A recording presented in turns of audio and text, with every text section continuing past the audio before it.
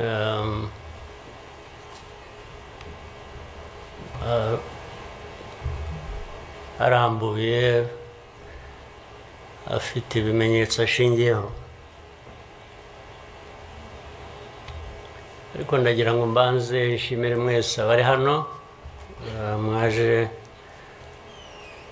kwifatanya n'igihugu n'abanyarwanda, cyane cyane mwebwe abaturuka hanze mu bindi bihugu cyangwa abihagarariye hano mu gihugu cyacu.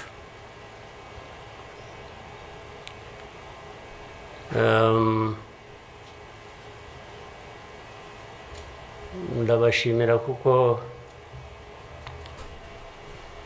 dusigaye tubibona ko bisigaye biri,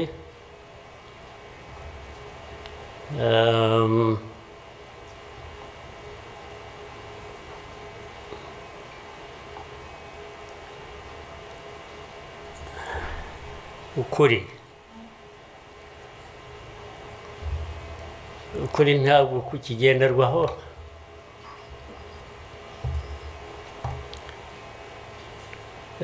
ni nacyo gituma, ariko reka mvugane, hari umuntu w'inshuti yanjye wigeze kumbaza ati ariko wowe nk'umuntu ubaho ute ugahuza bimwe, ndaza kubivuga mu rurimi rw'amahanga, arambaza ati ubaho ute ugahuza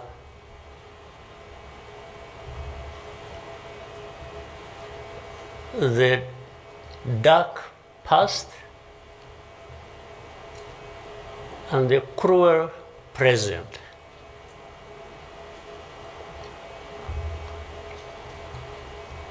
But how do you manage that?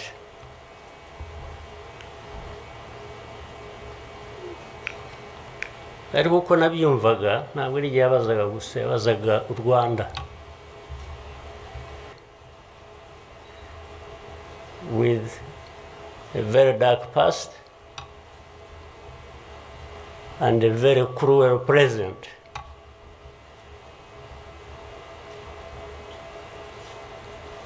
Icyo namushubije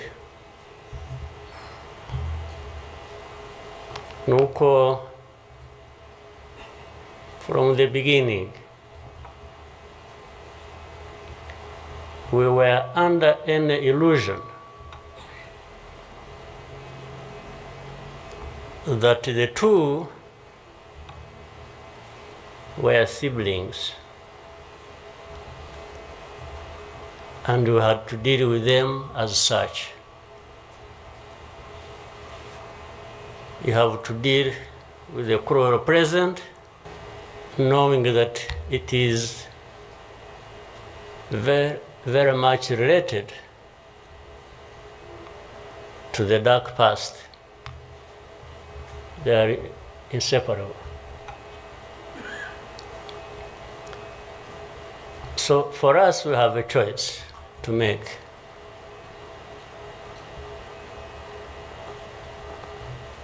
You are either crushed in between and you stop existing, or you stand up and fight.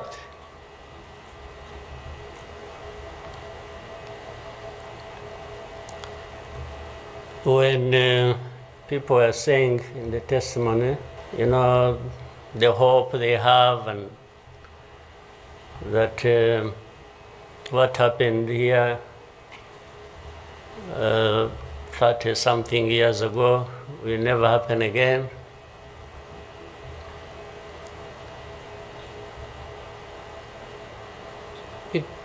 It won't be because of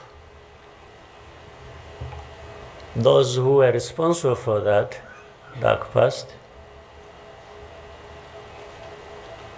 Will not try again, or are not even trying now again. It will not happen again just because there will be people who stand up and fight.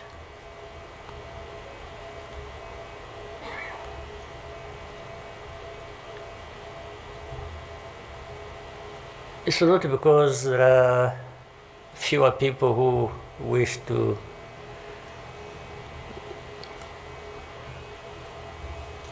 perish or who would have wished us all to disappear, this country to disappear.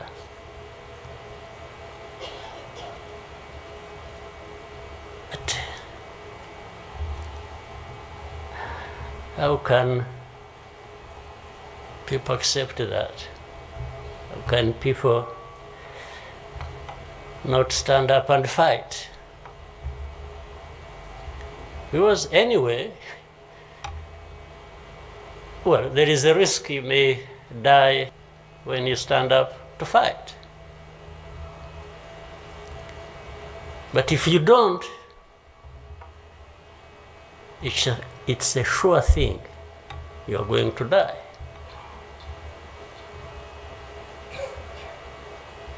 So why don't I try the former? Why don't I try with the chance that you might survive and live on your life as you want it, instead of giving up and you let people treat you as if for you to live, it's a favor that they are going to do for you. Why?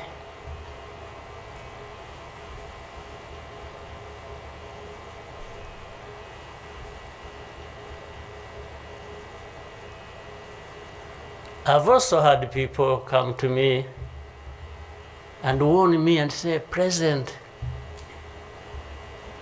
you know you are too vocal, you say things that challenge these people who have the power in their hands and they're going to kill you.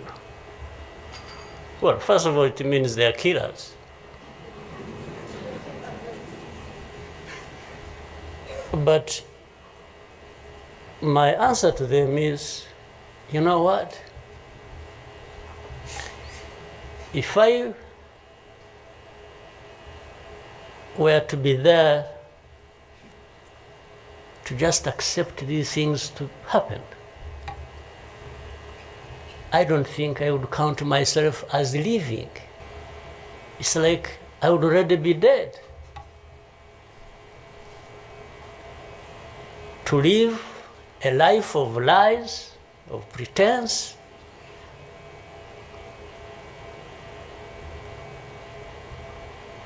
and all my life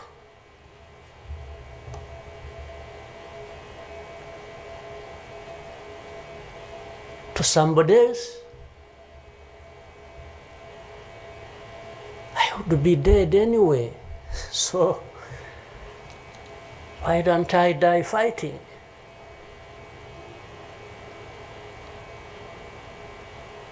So you Rwandans, why don't you die fighting? Instead of dying anyway.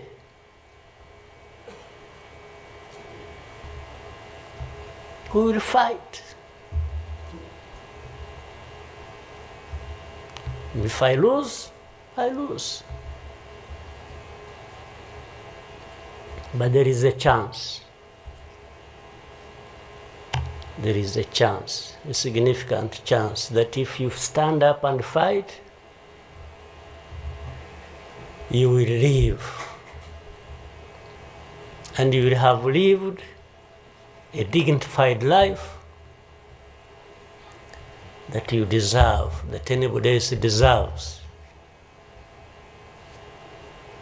So these people who are there to the UN, they are there to these Western capitals, they are everywhere, they are just saying, Rwanda, this small country, this Rwanda. I mean, you see, when you are talking about Rwanda and ganging up together against Rwanda, you think it's some country that is, I don't know. Then when I remember the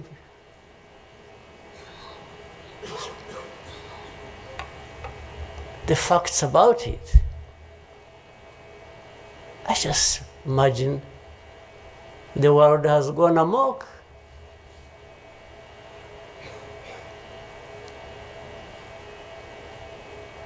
But in the midst of all that,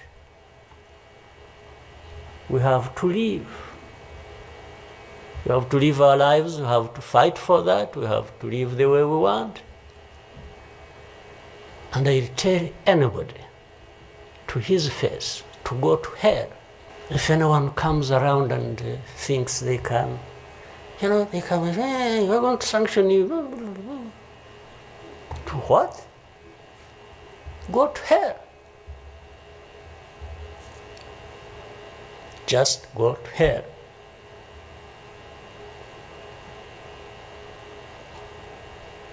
You have your own issues to deal with. Go and deal with your own issues. Leave me to mine.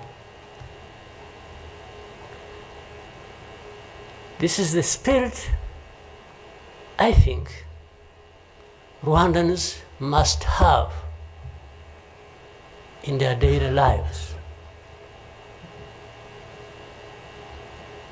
So my worry is not about how powerful these people are that come down upon us. I'm never worried about that. I worry about one thing, which has lived on for centuries. It's for Rwandans. It's for Africans who sit back and find nothing wrong with accepting to be treated like that. That's my only worry. When can Rwandans, when can Africans refuse to be mistreated like this? To be told they have no value, to be told that their lives have to be lived as a result of a favor they are being done by somebody else. What a shame for people to accept that even for a moment. You must not accept it. You must get up and fight for yourself.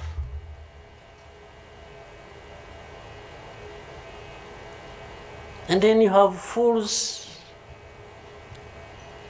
leading countries and being used as puppets.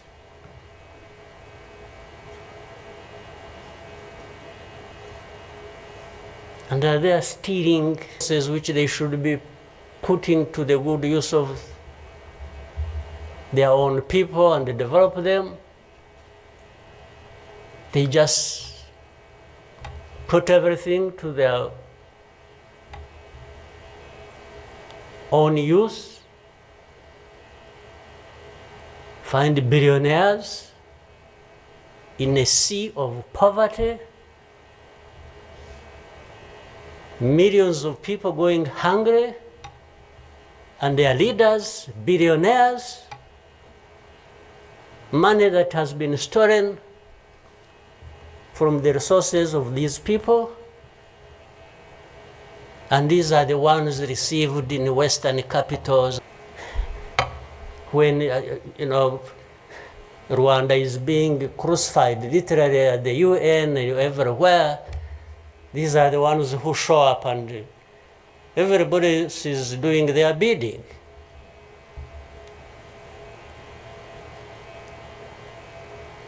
They don't talk. These ones don't even say a thing. There is somebody to say it for them.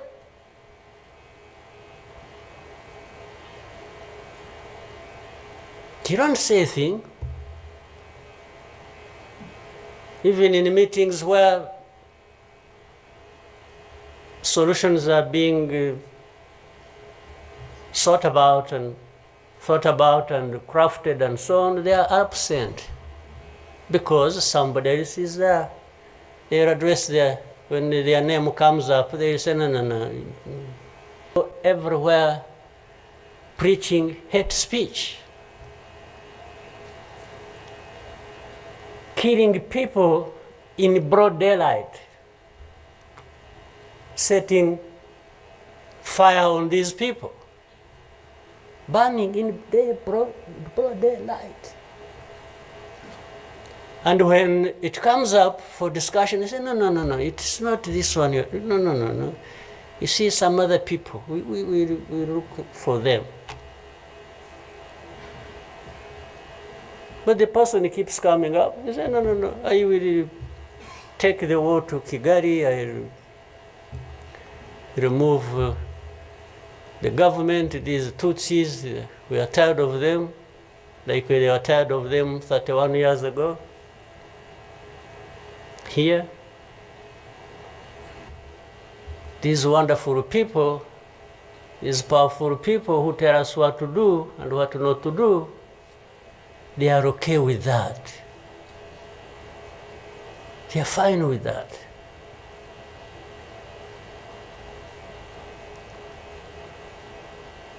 And they expect us to accept it also ourselves.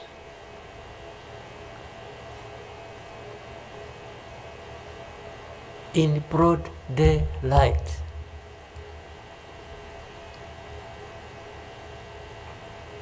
Hate speech, killings of people for their identity, uprooting them from their homes, and most of them are refugees here in this country.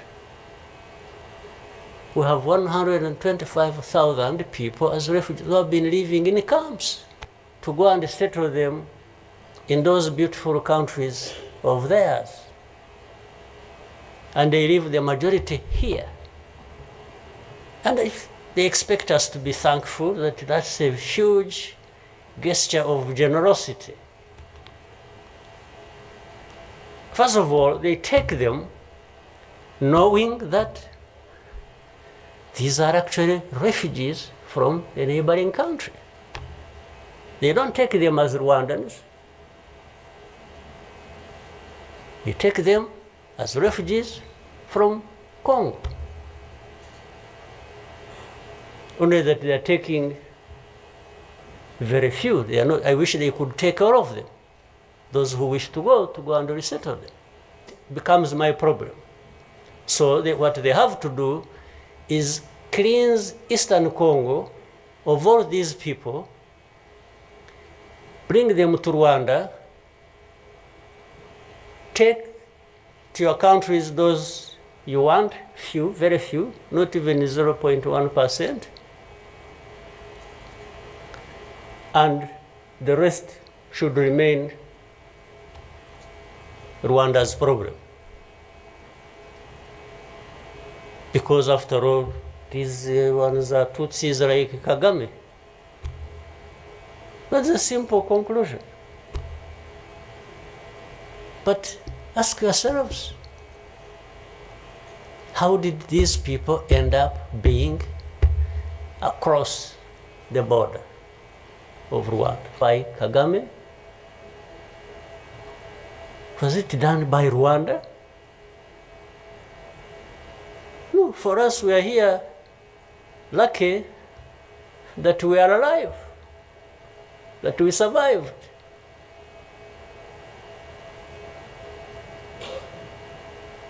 So,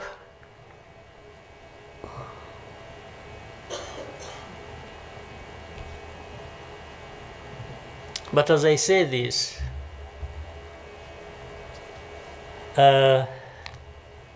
even for my sanity and the country's sanity, we have sometimes to just try to do things differently. Meaning, you can be sure you will find a reliable partner in us, irrespective of what we think about you.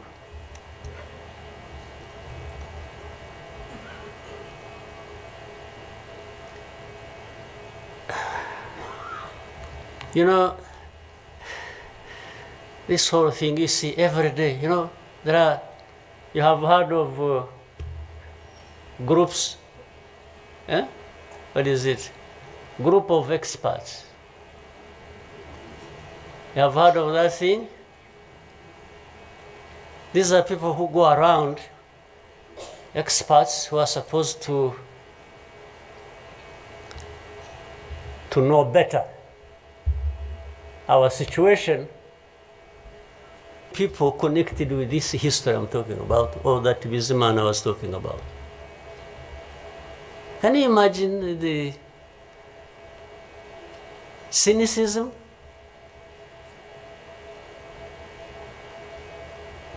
And this expert comes to me and asks me, you know, but this. So the whole thing about genocide, this ideology that has killed millions of people, has been turned into a problem of minerals. You know, it's okay. Let's imagine it's a problem of minerals now. Was it a problem of minerals in 1994? Which minerals were we fighting for here?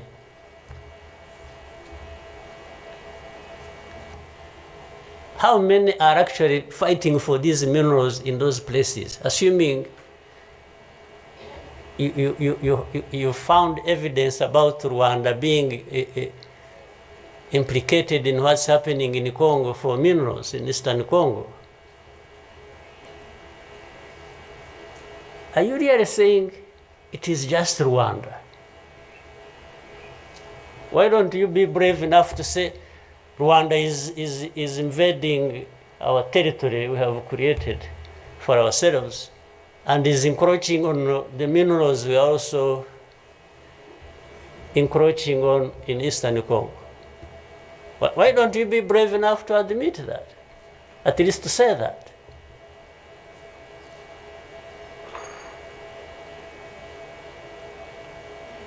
Minerals? If what is, you know what? Rwanda would be as rich as you are, those who make the accusations.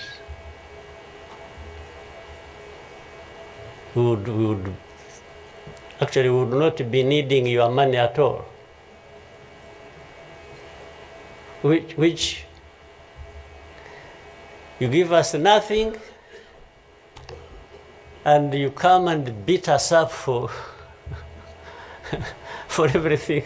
I mean, yeah, that is the world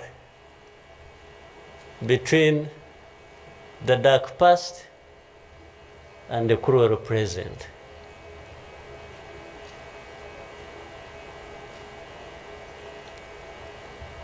But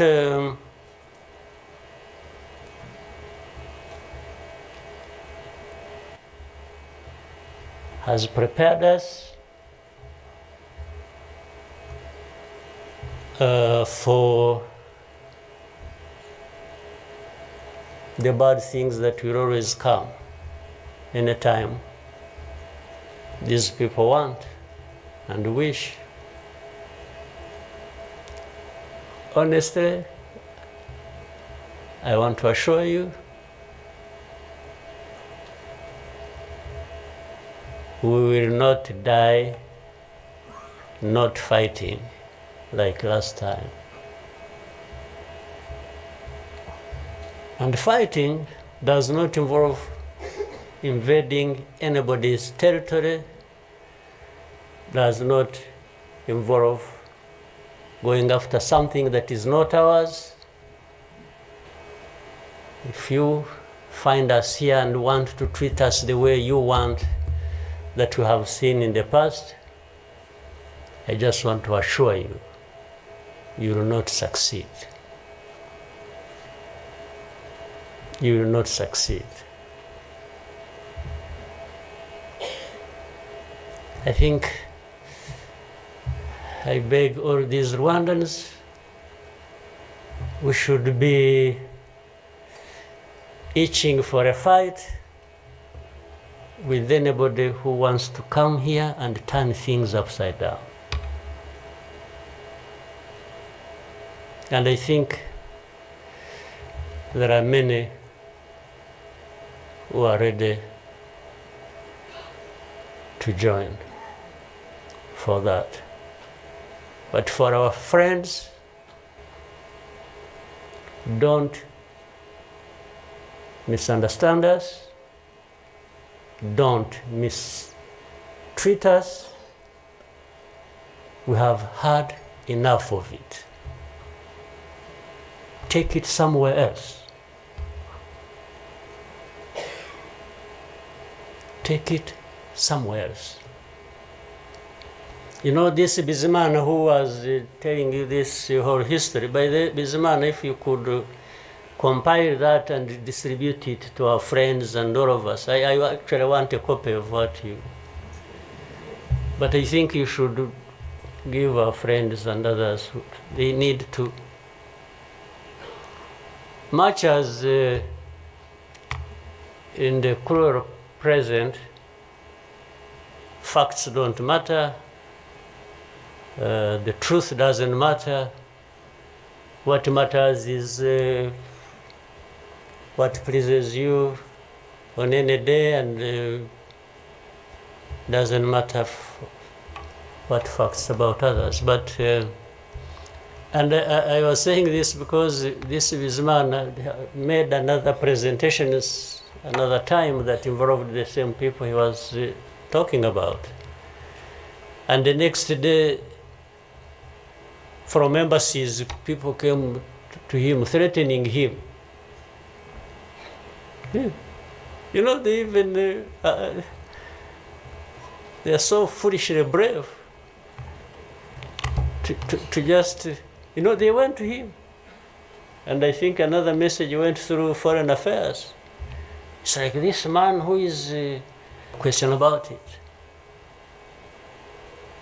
I've also told people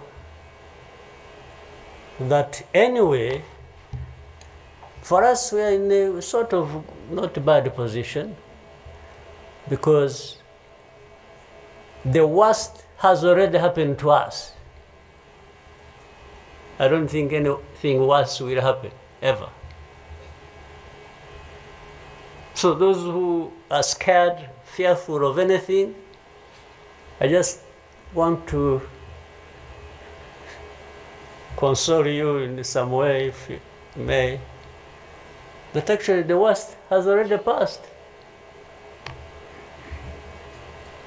When we lost the people during that time, the young man was giving a testimony about. Do you think anything like that would ever happen again?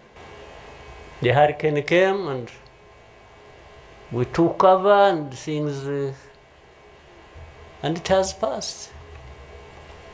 And we rebuilt. We rebuilt our strength of all kinds. I don't think there is any other hurricane that will come and sweep across the country, destroying everything. I don't think so. So, and this day always reminds us of some of the things that I ignored and facts that remember the Pugurevich,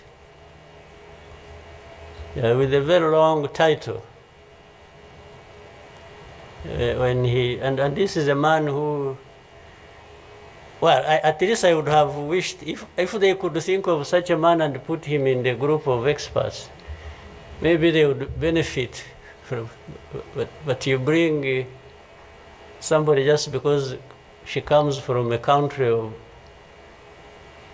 that colonized Rwanda and that becomes the expert. I think that's not serious. But he said that the title of the book was, "We wish to inform you that tomorrow will be killed with our families." You know, it just happened as they said it. People kept telling the world, "We want to inform you that tomorrow we're going to be killed with all our families."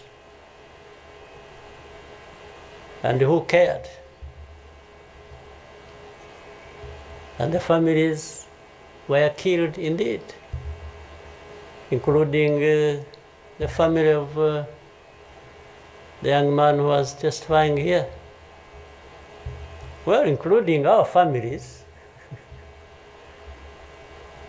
those of us standing here, who have been demonized every single day about our history. The history where there is a force that always give testimonies and say what happened to them. They are actually now perpetrators. They are no longer victims. So the cynicism I was talking about, what happens in this world, is that these very people who barely survived and who lost everything else and their families are now the victims, the perpetrators, no longer victims. That's what the world wants to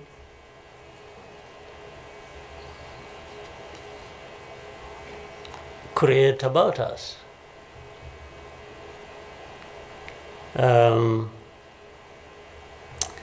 think I should, even for,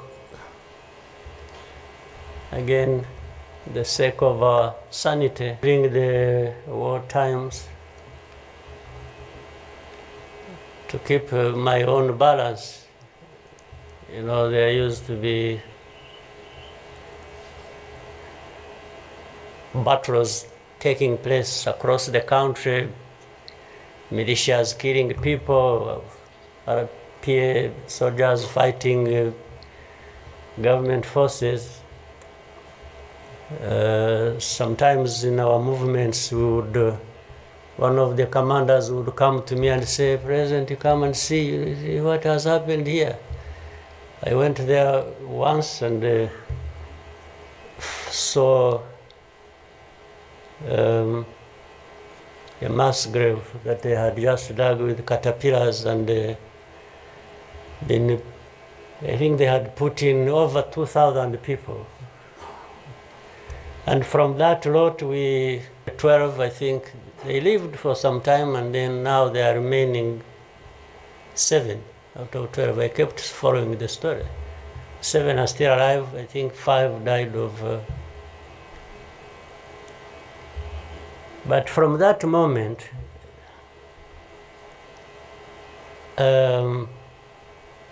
I told the commanders that they should never bring my attention to this kind of thing. They should just handle it, and we agreed how they would be handling it.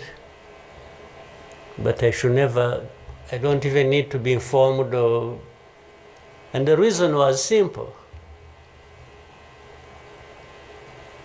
And unfortunately, such a moment of remembrance sort of takes you back into that. But the reason was, anyway, by the anger, by what you saw. So that's why I wanted to keep my own balance so that we go through so many things. But otherwise, if I kept seeing this, putting people out of a mass grave, and then your mind goes to say, but who is this doing? Whoever is doing this, why is he doing it? He may end up. So anyway, let me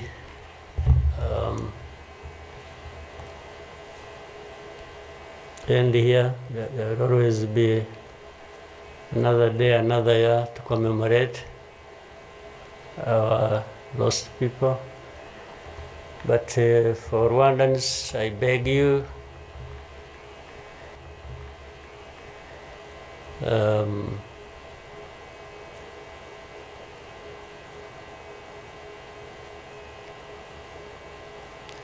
don't owe your life to anybody else.